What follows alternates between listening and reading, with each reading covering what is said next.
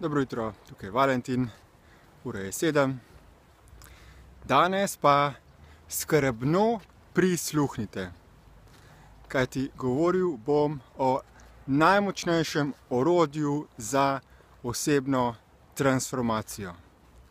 In to orodje se imenuje pisanje. Zakaj pisanje?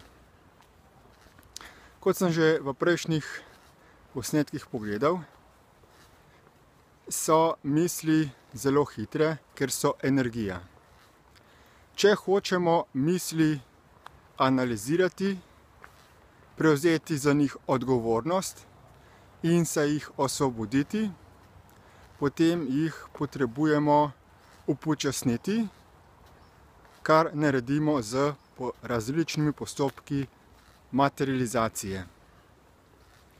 En postopek je izgovarjanje, toda govor je manj učinkovita metoda, ker še vedno govorimo relativno hitro in tudi ne moramo se zelo poglobiti v svoje miselne vzorce.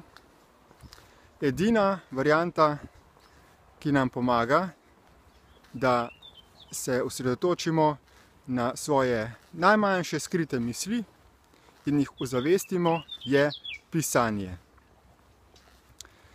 Priporočljivo je torej, da čim bolj pišemo, da pišemo dnevnike, toda ne kakršnekoli dnevnike. In niti ni nujno, da temu rečemo dnevniki, v bistvu gre za zapis naših miselnih vzorcev oziroma dogodkov v našem življenju.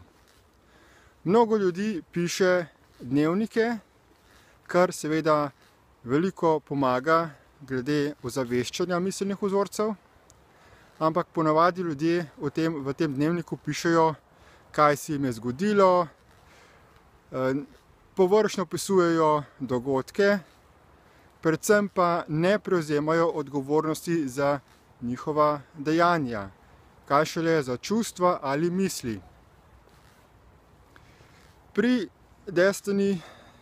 Pri spletnem tečaju Destiny iProcess se uči zelo specifičnega pisanja na ta način, da se gre korak po korakih, po različnih fazah pisanja in analize tega pisanja.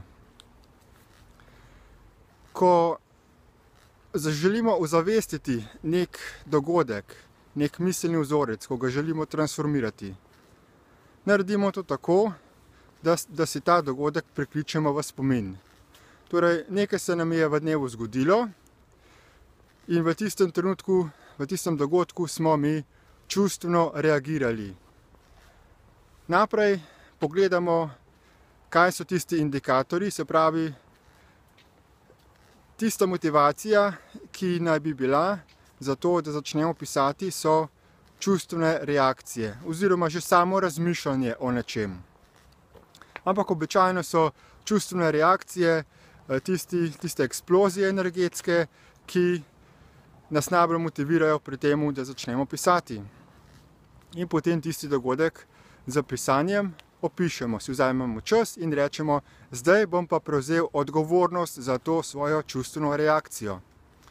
In potem v miru in tišini začnemo opisovati. Slikico po slikico, kot bi upočasnjeno zavrteli nazaj ta filmski trak tega našega dogodka in opišemo vse, kaj smo videli, kaj smo zaznali, kaj smo začutili in kaj smo mislili.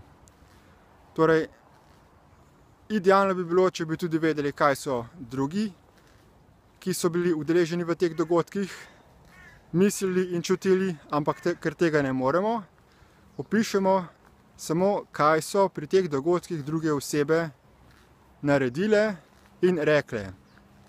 Mi pa opišemo, poleg tega, kaj smo naredili in rekli, še kaj smo si mislili in kakšne čustvene reakcije smo imeli ob tem. Temu se reče po angleško ranting and raving, torej brez da bi karkoli že presojali ali analizirali, Zapišemo čisto vsako misel, čisto vsak najmanjšo podrobnost dogodka. Potem pa začnemo to pisanje analizirati in ugotovimo, katere misli so bile razdvajajoče in kakšne čustvene reakcije so posledično sprožile. Nato pa je korak prevzemanja odgovornosti in samoodpuščanja. Torej, ko smo ugotovili naravo razdvajajočih misli in čustvene reakcije, si vse to skupaj odpustimo. In ta samoodpuščanje pa je zopet zelo specifična struktura pisanja, ki mora biti narejena v samoiskrenosti, da se resnično pokesamo, da prevzamemo odgovornost, da je to del našega notranjega dejanja, odpuščanja, in potem napišemo še samokorekcijo. Torej, najprej se pokasamo za to, da smo storili to, kar smo storili, potem pa se še zavežemo, kako bomo poslej naprej ravnali v enakih ali podobnih dogodkih. Na ta način se reprogramiramo, spremenimo svoje miselne in vedenjske vzorce, tako da postanemo boljša verzija nas samih. Poglejte si prosim še povezave v opisu tega posnetka do teh tečajev in do dodatnih informacij glede učinkovitega orodja, kot je pisanje. In nasvidenje v naslednjih posnetkih.